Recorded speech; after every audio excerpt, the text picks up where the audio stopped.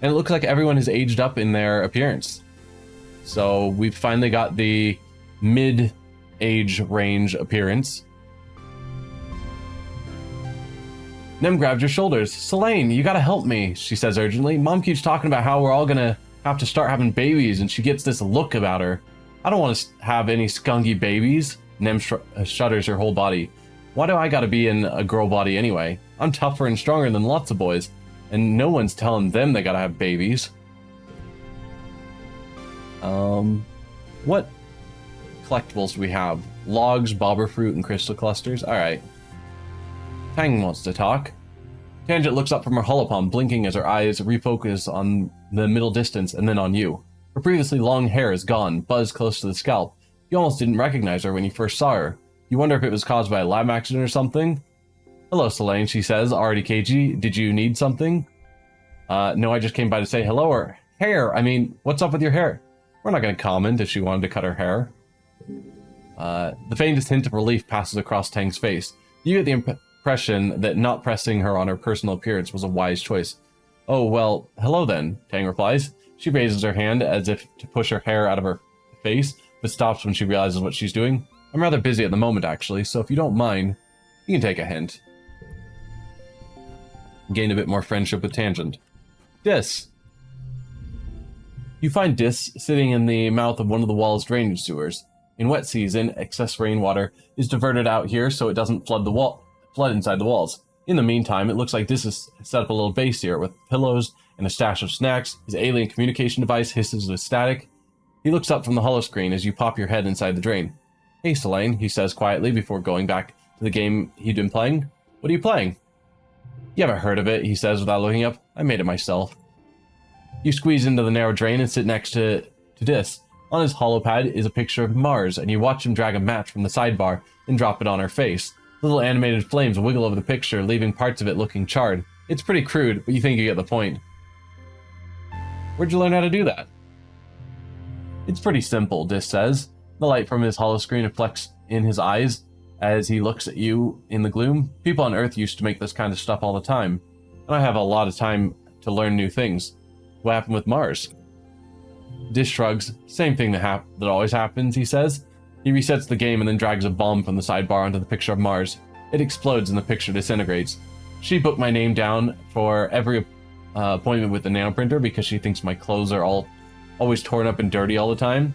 He continues, so I got in trouble for wasting resources. I tried to tell them it was her, but Mars never gets in trouble. Everyone likes her, he mumbles. But it's fine. I don't need anyone to like me. I don't care if they hate me. I hate them. Oh, I see. This goes back to playing his game, content not to talk to you. I want to try, that's really unhinged, you need help, or why don't you just talk to Mars instead?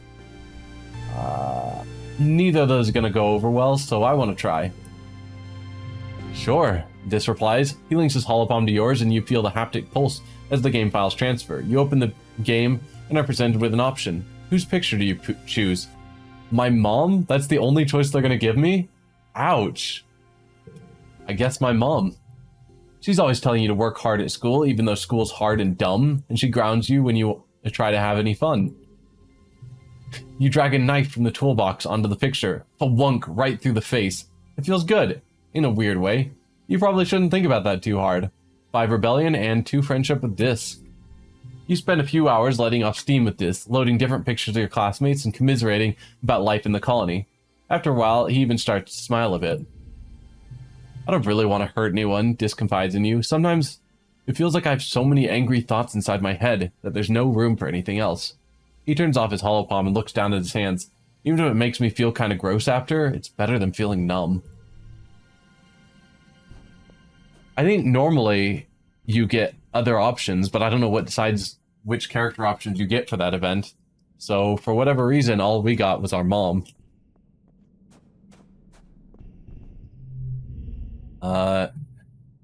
Yep, we've read this one before as well about the withered crops. And our dad, he's reading an actual book. Cal. You spot Cal heading towards the barns at the far end of the farm. Hey, Selene, he waves. What's going on? Oh, nothing, Cal sighs. Just thinking about, well... He trails off and scuffs his foot in the dirt. I guess it's not like you can get me in trouble now, so yeah. I used to have a pet. She was like a little pink caterpillar. I called her Socks. She lived in a trunk up in the storage barn. Nobody knew. He scrubs the back of his arm over his face, but she didn't stay little forever. Eventually got big, like real big, and I couldn't find out what to feed her, so she ran away. Cal sighs and looks wistfully up at the sky. I just hope she's doing okay, wherever she is. That's an event chain we could have gotten if we'd spent more time in geoponics, but we didn't, so we didn't. Do you go to engineering much? Mars asks. I tried to go talk to Tangent because she never wants to hang out anymore. Not since she got started working on that big project. Mars snaps her gum. You know about that, right? Or am I just special? Auntie M says he's quit runs because he accidentally missed Socks. Yeah. In my 2 runs I did before, first run I found out about Socks but wasn't able to save him. Second run I kept trying to find the food that Socks needs and was unsuccessful, and so Socks still ran away. I was like, this is dumb.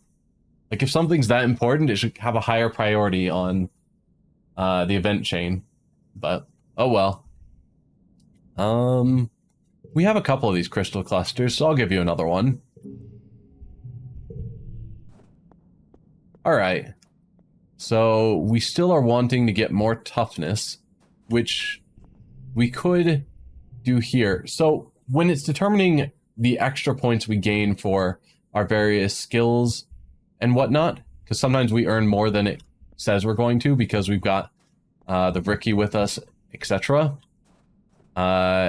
It always gives the skills to whatever the first skill listed is. So shoveling dirt would grow to be even better because it's the first one listed. It's the reason, so like the sports ball, toughness is listed second, so I would only get the single point no matter what. So if I'm trying to get my toughness up, it's better to do something like shoveling dirt. Yep. Helping Socks is, I think, one of the things that, as you said, later runs have an easier time with. So yeah, we'll shovel dirt. It's been a while. Hey, Squirt. Your mom calls out to you. Don't you think it's time you started thinking about what you're going to do when you're older? You look at her in confusion. Isn't she always telling you to stay in school? She chuckles. You got to think about it sometime, kid. About how about you come join your folks on the farm, if you think you're up for it. Biology 20, I'm ready. Your mom clapped you on the back. Oof. She's just as strong as she looks. Great, she says. Come see me in geoponics when you're ready to start. It'll be more fun than wheeling dirt around, I promise. So we've now unlocked farming. Alright. So for shoveling dirt, we'll just toss that one at the end. Put a 5 next to it. That'll go up to a 4. 3, maybe?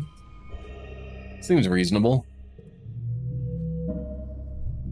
30 out of 33? Yeah, whatever. So we gained 6 toughness, which didn't cross the line quite yet. It's your birthday. You wake from a night of blissfully peaceful dreams, no nightmares, no premonitions, just a pleasant feeling of contentment. You stretch your arms over your head, blinking in the watery, quiet sunlight that seeps through the porthole window. Things are always changing on Vertumna, but you can't help but feel like things are changing for yourself too. Not just your body, but your mind, your emotions, your future. 14 is going to be your year. Your parents have been working around the clock since the last attack, trying to get the fields right again in time for this year's planting. Spark snow has already started falling, and every day they come home complaining about having to clear it. They ask you to ping them when you're awake so you can share birthday breakfast in your quarters instead of sitting shoulder to shoulder with everyone else during breakfast service in the canteen. You fire them a message and lie back in your bunk, watching the dust motes float lazily in the light. After a minute, there's a knock at the door. It's Auntie Sedent. She sweeps into the room in a bustle of skirts and shawls and sits down beside you on your bunk. Oh, look at you, she says. Happy birthday, beautiful. 14 years old. She leans in and gives you a motherly kiss on the forehead. It's been years since she took care of you in the children's creche, but all the kids still call her Auntie and think of her as a close relative. Her sweet baking bread smell is as comforting as it ever was. She sits back and takes one of your hands in both of hers. Selene, ever since I held you in my arms as a baby, I knew you were so special, so important. You're becoming a young man, but I want you to know I will always, always be here for you, just like your mom and dad, she says firmly. Okay, enough of this mushy stuff. Would get us a smart for my age card. Thanks, Antecedent. Gets us Antecedent's love, or I don't want to grow up Auntie, which also gives us Antecedent's love. I don't have enough yellow cards, so most of my stuff is blue and red because that's where we put all of our focus. So I'm going to grab these. Thanks, Antecedent, or I don't want to grow up Antecedent. Thanks, Antecedent. I do want to grow up. She smiles and tucks an unruly lock of your hair behind your ear. I guess you're old enough to call me Aunt Anne now, if you like, or even just Anne. Now, come on in here, Auntie Anne says, spreading her arms wide. Give us a big hug. You hug her, enveloping yourself in the warm and familiar softness of her. Over her shoulder, you see Nem standing in the doorway. Well, her hair anyway. She's been growing it out, and there's no hiding it behind a corner. She skips into your quarters. Happy birthday, bud, she says, bouncing on your bunk. Way to get older. Enjoy being 2 years older than me for a few months. Thanks. I thought you were on your way to medbay, Anne tells her, and Nem shrugs. Anne turns to you. Annie is supposed to be getting her menstruation cessation implant today, she says. These cool pictures that they give you are pretty nifty for random events. Mom, Nem hollers. Gross. Selene doesn't want to hear about my period. Anne smiles fondly at her daughter. It's nothing to be ashamed of, Annie. Getting your period is a beautiful thing. It reminds us that we have the ability to make life. It's a sign you're growing up and becoming an adult and ready to take on the responsibility of taking care of life. Nem wrinkles her nose and throws herself on your bed. I'm never making life. Ew. Pass. Eek, gross a Rooney. What's the matter? Scared? Or maybe one day the two of us could. What's the matter? Scared?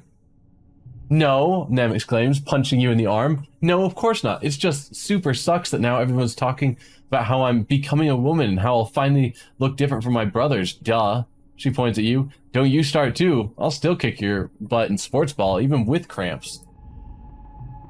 Your parents finally arrive, still damp from the fields, and bringing in the smell of crisp, tangy snow on their clothes. Oh look, birthday visitors, your dad exclaims. Anne, are you staying for breakfast? Anne reaches into her bag and brings out a stack of tiffins. No thank you, but I brought your order with me from the kitchen, seeing as I was stopping by. She pats your hand one more time. Happy birthday again, Selene. You'll always be my baby, even when you're all grown up. Your mom shakes her head as Anne and Nem leave. Oh, Anne, she laughs, sentimental to the core. She starts laying out the cutlery for breakfast. But I don't know how the colony would manage without her and the children's creche, she says, and points a fork at you. Family is more than the people that birthed you, Selene, and don't you forget it. On to mid-quiet. Hey, Sunberry, your dad greets you. Working hard or hardly working? He laughs and ruffles your hair. And our mom? Still looking at the withered crops. And Cal is standing in the gardens, watching a pair of door's mouths flutter overhead. They're the worst, he says, frowning. We gotta find a better place to put the grain, because they just get in everywhere. You'd be surprised what kind of hole they can squeeze through. Dis?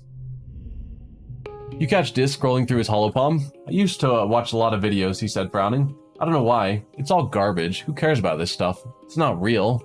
Dis gestures to the wilderness. That's real. Nem is in the middle of tying her mane of hair away from her face.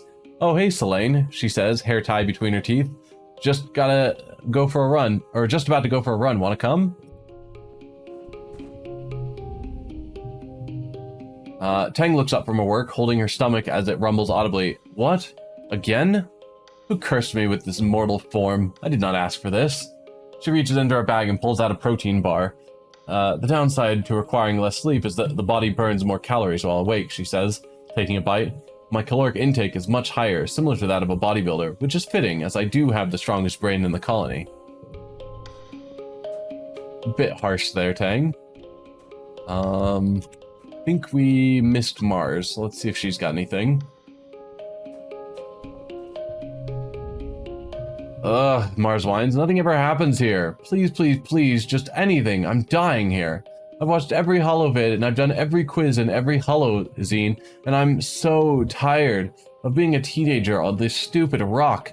It's been almost 5 years and I don't even have a boyfriend. Alright. Kind of want to explore, but our stress is still bad. But I want to keep exploring. Let's see, surveying the plains, has that refreshed? Give me the pop-up. Oh. Yeah, all events have respawned, or we could explore nearby, where those events have respawned as well. Let's explore nearby. Do I want to explore? No, let's do the plains. Just want to get out and explore more. Even if we have too much stress. Utopia is sorting through the stuff that the foragers have brought back, putting them into bins to either get analyzed or taken straight to the kitchens. Hey, sweets, she says, not even looking up. You headed out? You and Dis take care of each other out there, okay? She sighs. I gotta go through all this before day's end. She says, it'll take me all day unless you're Heron to help out. Sure. Utopia lays out an assortment of mushrooms. Alright, here's a simple one. Which one of these fellas is poisonous? We have 20 perception, so I can pick out the correct ones. Mushrooms, you got this. You know what kind of mushrooms are served in the canteen. It's easy to pick them out of the assortment. Great work, sweets, Utopia exclaims, a big smile on her face. You're a regular pig, don't worry, that's a compliment. On Earth, they use pigs to sniff out buried mushrooms. Go out there and dig us up some, why don't you? Finish up what you're doing on the survey team, but come back next month and I'll put you with the foragers, she says. You'll be in the Valley of Vertigo. It's one of the best places to forage for wild berries and other edibles. Wow.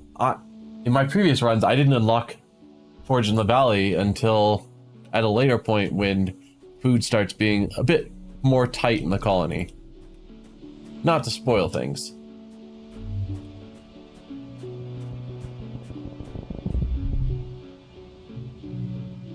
You've stopped to admire the light glinting off the water of a shallow circular lake, and you notice some strange rocks near your feet. They're pink and red and bobbing in the shallow water at the shore. The rocks are flashing golden yellow. This one, then that one, then a pause, then that one, and then the first one again. You thought it was reflected sunlight at first, but no, the rocks themselves are glowing. Repeat the pattern.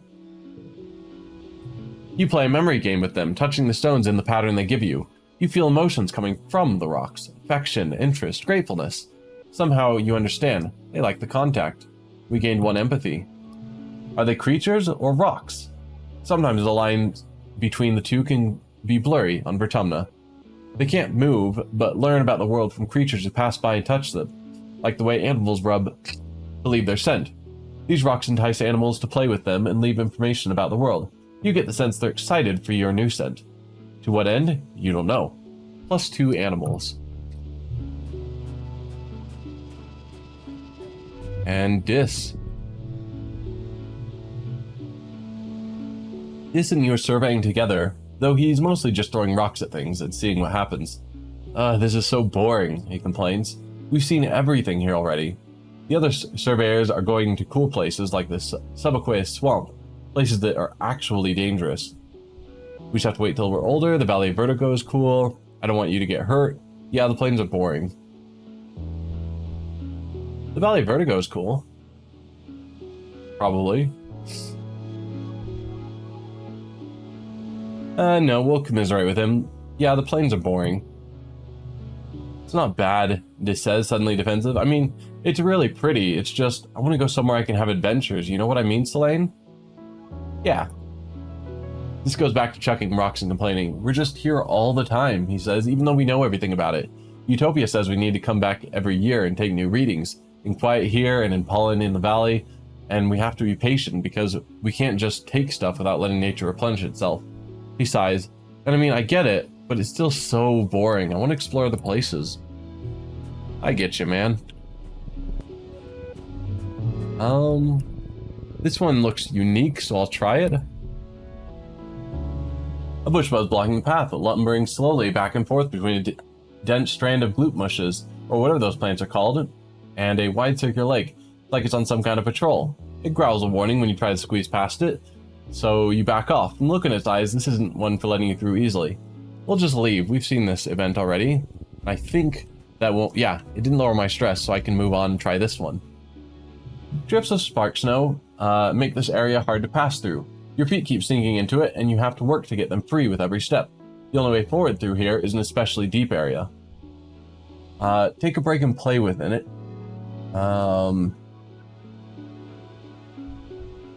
I think that one actually stresses out in the end.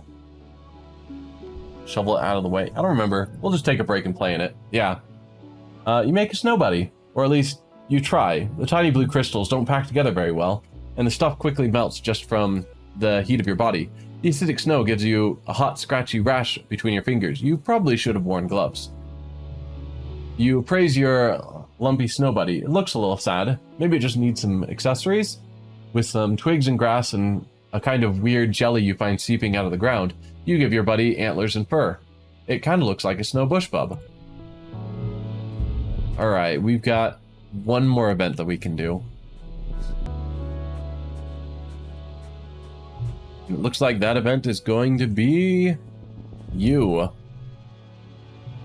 Massive dead bushes blocks your way. They have pointy spines the size of short swords, and they look very, very sharp. Blast your way through because we have combat 10 or greater. Crawl through it or leave. We'll blast our way through it. Good thing you brought a blast cutter with you. You cut a hole through the bushes and set a bunch of the surrounding forest on fire while you're at it. That'll teach those bushes to get in your way. And then we don't even go anywhere because we're too tired. We just started a forest fire. It's fine.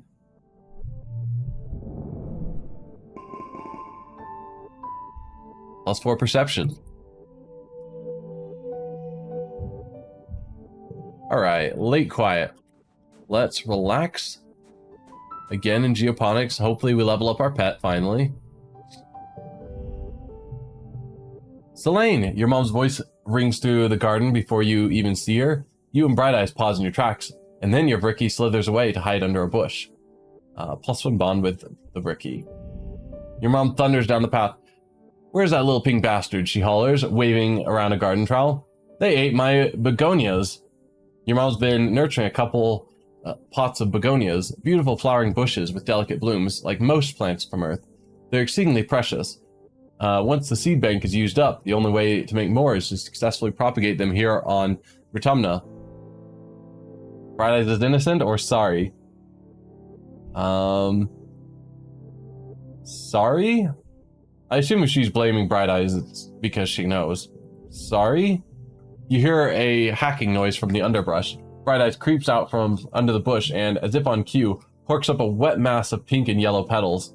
Your mom fixes her angry gaze on you. Your pet is a menace, she exclaims. At least spiders back home ate other pests. This one is a pest. She puts her hands on her hips. You should just release the darn thing. Who knows what it's going to grow up to be. Everything here just keeps growing. Nothing on this planet knows when to stop. Like my begonias, perfectly contained in their little pot. They knew when to stop. I'm sorry, I'll train them better. Your mom points at you, points at her eyes, then points at Bright Eyes. I'm watching you, she mutters.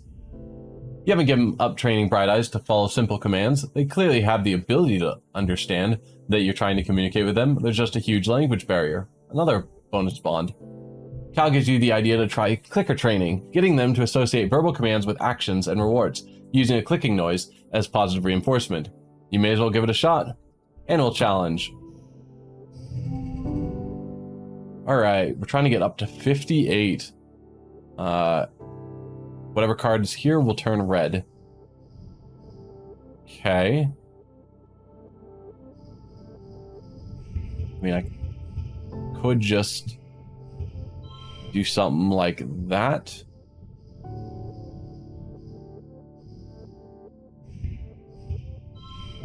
Yeah, I don't know. Sure, we'll go with that. Next round. Having a card turn red isn't super important because we only have one other red card.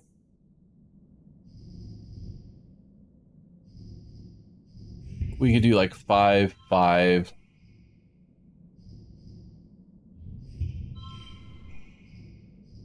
Gonna turn into a 6, I guess.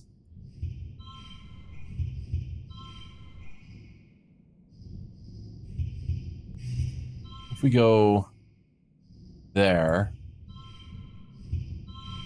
something like that, then we can use the wild to get a couple of straights. Or flushes? Flushes. I know my names. Sure. Let's look at a +2 to whatever red card is to the right. If I go 5 there, 5 there.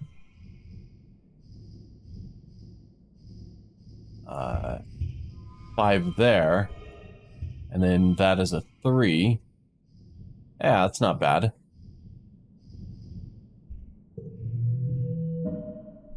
Would have gotten up to a 32. Oh well. Success! You use the clicking as a shared language, and Bright Eyes quickly begins to respond to your commands. By the end of the afternoon, you're getting pretty reliable results from both stay and follow.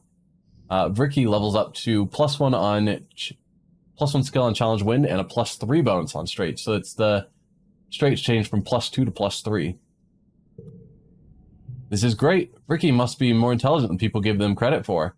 Maybe Ricky will be the species that evolves to be codependent with humans, like dogs evolved from wolves. And +2 animals.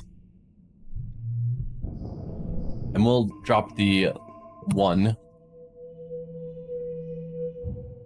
And we move on to early pollen.